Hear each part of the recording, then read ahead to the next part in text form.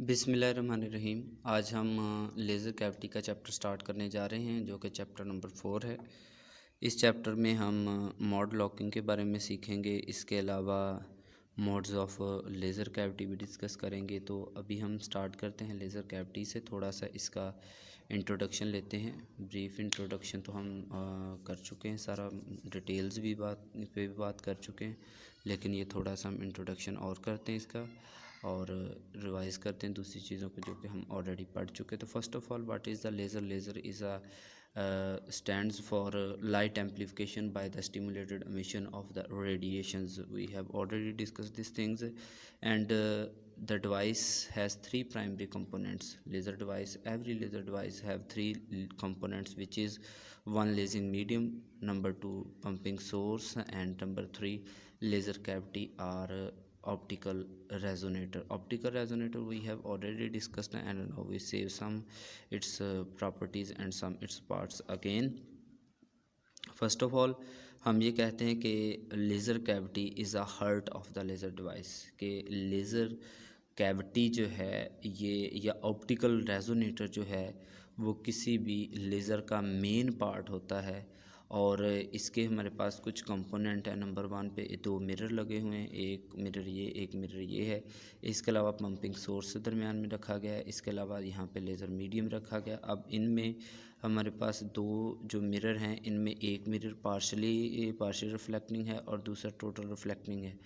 Completely ये reflect करता है और ये पार्शली, यानी कि इसका कुछ हिस्सा ट्रांसपेरेंट भी हो सकता है, जिस तरह ऊपर भी मेंशन है, highly refractive and partially refractive mirrors.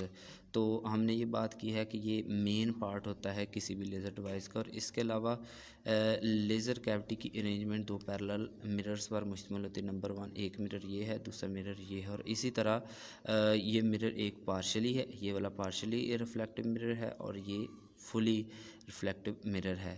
अब देखें, इनके अंदर जैसे ही पंपिंग सोर्स हम अप्लाई करते हैं इस लेज़र मीडियम के ऊपर, तो नंबर ऑफ़ एटम्स जो मौजूद होंगे वो अपनी ग्राउंड स्टेट से हायर स्टेट पे जाएंगे, फिर वहाँ से मेटास्टेबल स्टेट पे आएंगे और इसी तरह वो नंबर्स ऑफ फोटॉन एमिट करते रहेंगे। अब इस दौरान बहुत ज़्यादा यहाँ पे लॉसेस हो रहे होते हैं। अब इन लॉसेस को ओवरकम करने के लिए हम क्या करते हैं, मिरर्स का सहारा लेते हैं। अब ये मिरर क्या करते हैं, मिरर इन फोटॉन्स को जो कि यहाँ से एमिट हो रहे होते हैं, जिस तरह कि हम ऑलरेडी डिस्कस कर चुके हैं कि हमारे पास एनर्जी स्टेट्स होती हैं। तो एनर्जी स्टेट्स में जब एटम्स ग्राउंड स्टेट से हायर स्टेट से फिर मेटास्टेबल स्टेट पे आते हैं, तो वहाँ पे जो फोटॉन एमिट हो रहे होते हैं उनकी हम बात कर रहे हैं कि उनके अंदर लॉसेस बहुत ज़्यादा हो रहे होते हैं।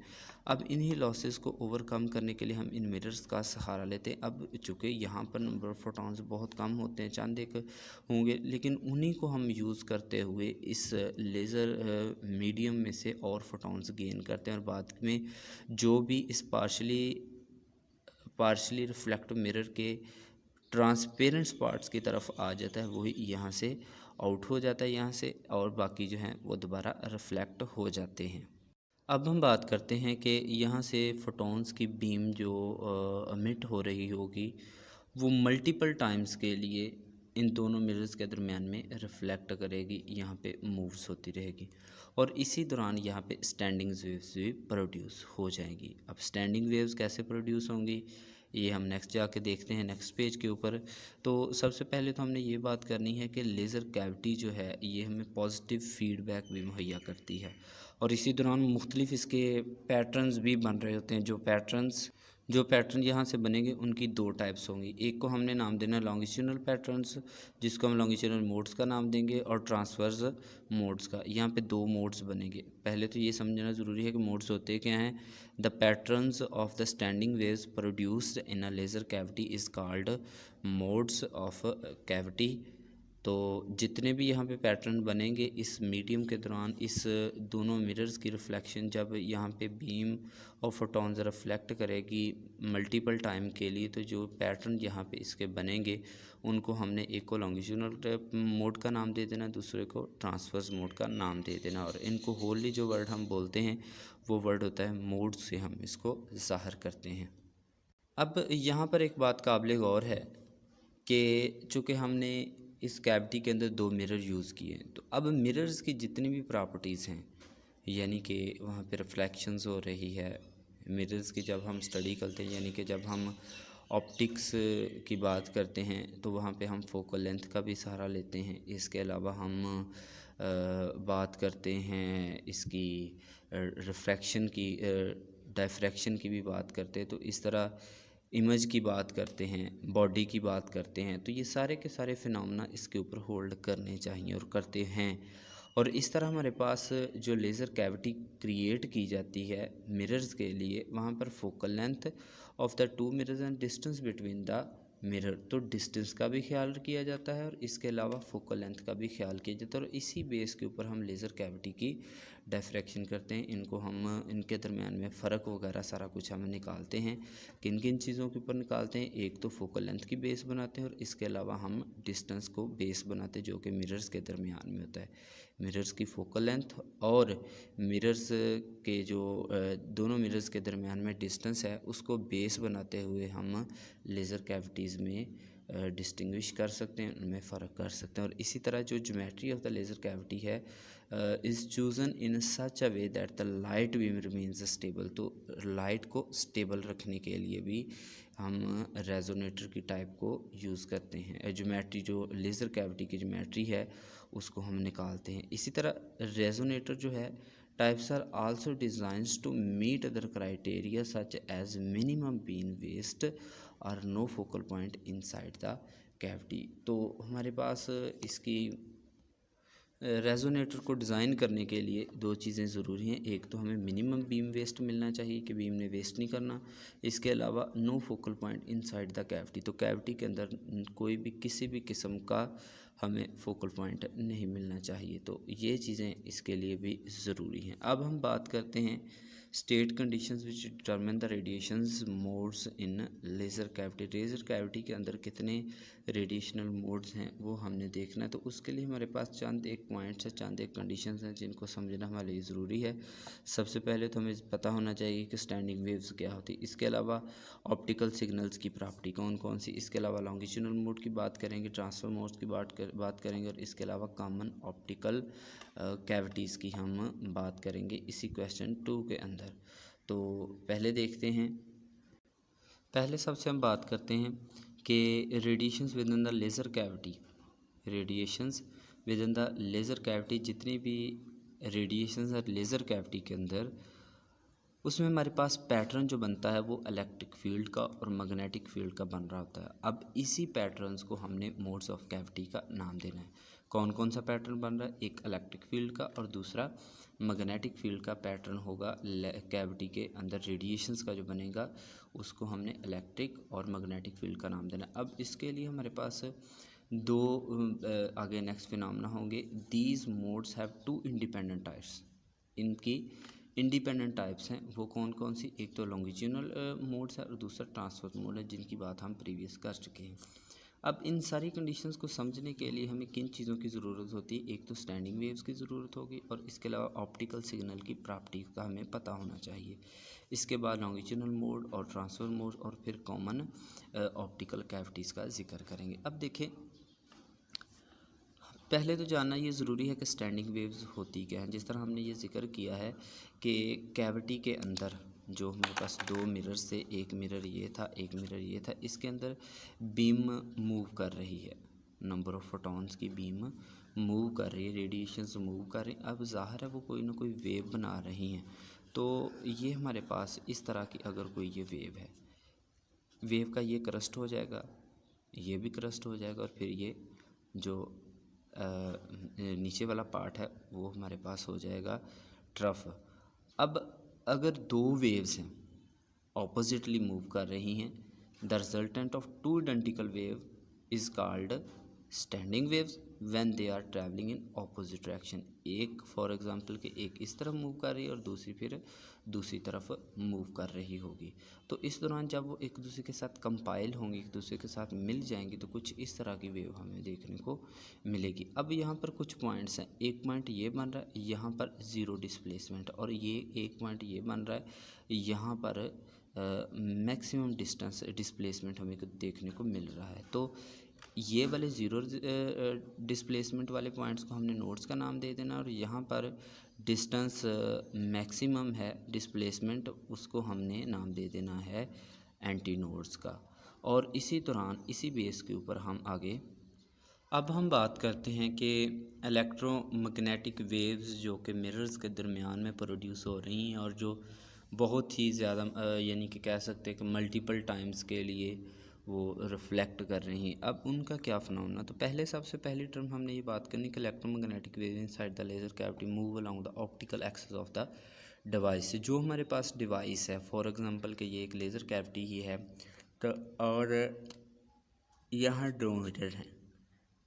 अब क्या होना है कि यहाँ से बीम इस तरफ जानी, फिर इधर से इस तरफ जानी, और इनके एक्सिस के अलोंग ही ये इसने मूव करते रहना। और इसके अलावा जो हमारे पास ऑप्टिकल कैविटी है, दो मिरर्स के दरमियान में बनाई गई है, उसमें multiple reflection of the radiations mirror increase the length of the active medium. तो ये एक्टिव मीडियम की लेंथ को भी इंड्यूस बढ़ा देती। इसके अलावा मिरर जो हैं ये बाउंड्री कंडीशंस भी प्रोवाइड करते हैं कि ये एक बाउंड्री का सहारा दे रहे हैं कि यहाँ तक बीम ने आना है, फिर वापस मुड़ना, यहाँ पे आना है, फिर इसने वापस चले जाना। और इस तरह मिरर जो कि हमारे पास इस कैविटी के अंदर इजेक्ट किए गए हैं, उनको अगर तो दो मिरर इंजेक्ट किए हैं हमने, तो उनके लिए हम वर्ड यूज़ करते हैं फैब्री पेरियोड रेजोनेटर। तो इस तरह के जो कैविटी होती हैं जो कि दो मिरर्स पर मुश्तमिल होती हैं, उनको हम फैब्री पेरियोड रेजोनेटर का नाम देते हैं। और इसी तरह the laser beam is ejected out of the laser cavity इस direction of the optical axis. जिस तरह हमने पहले बात की है कि एक्सिस की तरफ ही ये मूव करेगी। अब यहाँ पे एक बात काबिल गौर है कि एक हमारे पास पार्शियल रिफ्लेक्टिव मिरर है, एक दूसरा कम्प्लीटली रिफ्लेक्टिव मिरर है। अब वही वेव यहाँ से बाहर निकलेगी जो कि एक्सिस के दौरान होगी, जो हिस्सा इसका ट्रांसपेरेंट है। यानी कि जैसे ही है कि अगर हम इसको एक होल की मानद ही समझ लें कि यहाँ पर होल है, तो ज़ाहिर है जो चीज़ यहाँ इस होल के बिल्कुल सामने होगी वही इधर से पास आउट होगी ना। और अगर कोई वेव यहाँ पे है तो फिर वो टकरा कर वापस मुड़ जाएगी। तो इस तरह ये वाली वेव जो हैं ये अंदर इसके मूव करती रहती। इसके अलावा जो हमारे पास इजेक्टेड लेज़र बीम है, ये पहली तो बात है ये कि ये कोहेरेंट होती है, इसमें कोहेरेंसी की प्रॉपर्टी पाई जाती है। इसके अलावा ये मोनोक्रोमेटिक भी होती है। तो मोनोक्रोमेटिक और कोहेरेंस इसकी बेसिक प्रॉपर्टी हैं जो कि हम ऑलरेडी पढ़ चुके हैं।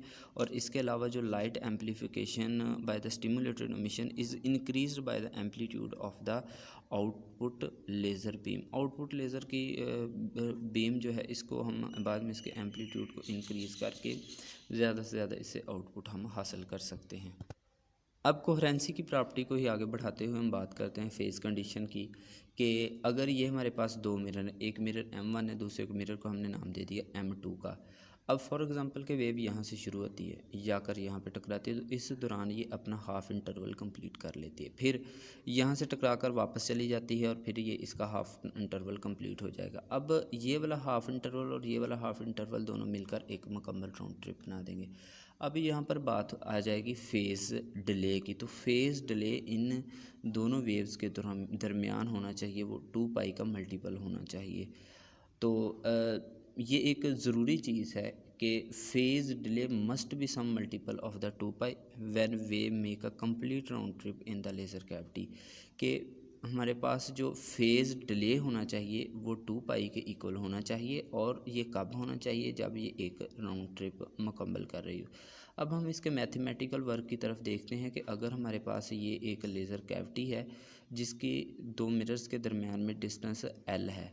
अब हम ये बात करते हैं कि optical path from the one mirror to another mirror is back, first mirror is called the round trip. वही बात जो हमने पहले की है कि एक टर्म यहाँ से लेके यहाँ तक एक ट्रिप ये होगी, दूसरा ये यहाँ से वापस M1 की तरफ डिस्टेंस, तो ये एक मुकम्मल राउंड ट्रिप बन जाएगी। और इसी तरह फॉर एग्जांपल कि अगर यहाँ से लेकर यहाँ तक डिस्टेंस फर्स्ट टर्म में L है, और जब ये वापस डिस्टेंस कवर करेगी वेव, तो तब ये एक और L हो जाएगा, और ये फिर 2L हमारे पास मुकम्मल डिस्टेंस हो जाएगा इस वेव का, जो कि मुकम्मल राउंड ट्रिप कहलाएगा।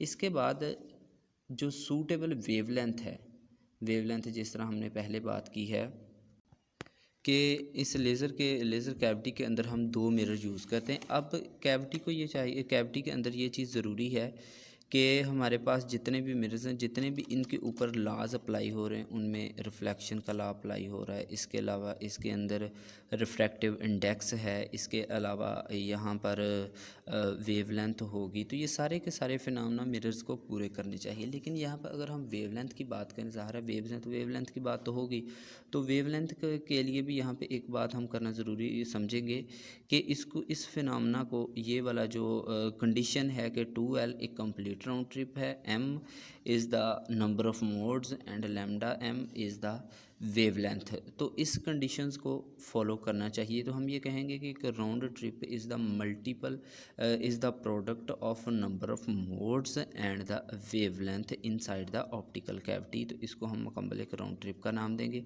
राउंड ट्रिप हमारे पास किसके इक्वल होगी कि नंबर ऑफ मोड्स के, मोड्स की तादाद कितनी है और वेव की वेवलेंथ कितनी है। तो इन दोनों को अगर हम मल्टीप्लाई करें तो हमारे पास आंसर एक मुकम्मल राउंड ट्रिप ही आएगा। तो ये हमारे पास एक कंडीशन होगी। इस कंडीशन को हमने 1 का नाम दे दिया, इक्वेशन 1 का नाम दे दिया। कब दिया? जब हमने लैम्डा m की वैल्यू यहाँ से अलग कर ली। अब इसके अलावा वेवलेंथ इन अ मीडियम, तो मीडियम के अंदर वेवलेंथ कौन सी होगी? ये तो थी कैविटी के अंदर, तो मीडियम के अंदर वेवलेंथ क्या होगी वो हम लिख लेते हैं कि lambda m is equal to lambda naught over n। n basically refractive index है जो कि हर मीडियम का अपना अलग होता है। और इसके अलावा लैम्डा नॉट जो है ये wavelength of the light in vacuum, vacuum के अंदर लाइट है, लाइट की वेवलेंथ है। और इसी तरह ये n जो है ये रिफ्रैक्टिव इंडेक्स है। तो यहाँ पर जो वेवलेंथ होगी for modes of the laser cavity वो हमारे पास लैम्डा m आ जाएगा, और इसको हमने इक्वल कर दिया लैम्डा नॉट ओवर n। तो इसके अलावा हमारे पास एक फ्रीक्वेंसी का फार्मूला भी होता है जिसको हम c इज़ इक्वल टू, हमने नाम दिया था वेलोसिटी का, वेलोसिटी, फ्रीक्वेंसी और वेवलेंथ, इन तीनों का आपस में जो रिलेशन था उसी के थ्रू हमने ये एक न्यू इक्वेशन ड्रा की है कि c is equal to lambda, lambda nu is the frequency and c is the speed of light and lambda is the wavelength of light in vacuum. तो ये हमारे पास एक कंडीशन आ गई। इसके अलावा चूँकि हम मोड्स की बात कर रहे हैं जिसको हमने m से प्रेजेंट किया है, तो जो फ्रीक्वेंसी आएगी वो न्यू m से उसको प्रेजेंट कर देंगे, और c की वैल्यू और लैम्डा की वैल्यू सेम टू सेम रहेगी। हमने जस्ट फ्रीक्वेंसी के एक्सप्रेशन को चेंज किया है। अब हम यहाँ से लैम्डा नॉट की वैल्यू को सेपरेट कर लेते हैं। Lambda naught is equal to n lambda m। अब यही वैल्यू हम यहाँ पे पुट कर देते हैं तो हमारे पास रिज़ल्ट आएगा c is equal to m lambda m nu m आ जाएगा। अब यहाँ से फ्रीक्वेंसी की वैल्यू हमने सेपरेट कर ली, तो ये हमारे पास एक्सप्रेशन बन जाएगा c over n lambda m। अब इसी को हमने इक्वेशन 1 में पुट कर, इक्वेशन 1 हमने ला के इधर पुट कर दी। इक्वेशन 1 में हमने वैल्यू निकाली थी इसकी लैम्डा m की वैल्यू हमने सेपरेट की थी। ये वाली वैल्यू हम उस इक्वेशन में पुट कर देते हैं which is lambda m is equal to 2L over m। तो रिज़ल्ट हमारे पास क्या आ जाएगा, nu m is equal to m c over 2NL। So this is the expression for the frequency of longitudinal modes formed in a laser cavity। तो ये equation हमारे पास किसी भी लॉन्गिट्यूडनल मोड के लिए है जो कि किसी भी लेज़र कैविटी में बनेगा। और इस दौरान अगर हमारे पास एक वेव है तो उसके लिए हम nu m is equal to c over 2NL कर देंगे, और अगर दो वेव्स हैं तो वहाँ पे हम m की वैल्यू 2 रखेंगे, तो ये हमारे पास उसके लिए सेकंड एक्सप्रेशन आ जाएगा। और अगर अब देखें, अगर हम इन दोनों के दरम्यान में डिफरेंस निकालना चाहें, फ्रीक्वेंसीज़ का डिफरेंस, तो वो हमारे पास आ जाएगा del nu is equal to nu 2 minus nu 1, और ये हमारे पास मैथमेटिकल वर्क करने के बाद ये कंडीशन बन जाएगी। अब ये कंडीशन जो कि इक्वल है basic frequency of the laser cavity, laser cavity की बेसिक फ्रीक्वेंसी के ये इक्वल हो जाएगी। और इसके अलावा होली अगर हम बात मुकम्मल तौर पर हम बात करें तो ऑप्टिकल कैविटी के अंदर n की वैल्यू जो कि रिफ्रैक्टिव इंडेक्स है उसको हम कांस्टेंट ही रखते हैं। इसके अलावा जो length of the active medium is equal to the length of the optical cavity, optical cavity की लेंथ के इक्वल ही एक्टिव मीडियम की लेंथ होगी। तो ये था हमारे पास एक्सप्रेशन फॉर द, तो ये था expression modes of the laser cavity. और इसके अलावा आज हमने पढ़ा है लेज़र कैविटी का थोड़ा सा इंट्रोडक्शन, बल्कि ये चीज़ें हम ऑलरेडी पढ़ चुके थे। इसमें से कुछ चीज़ें आज हमने पढ़ी हैं और आगे हम इसकी क्यू स्विचिंग के बारे में डिस्कस करेंगे, जो कि बहुत मेजर टॉपिक माने जाते हैं इम्तिहान के पॉइंट ऑफ व्यू से। तो इसको ध्यान से पढ़िएगा। Wish you all the best. अल्लाह हाफिज़।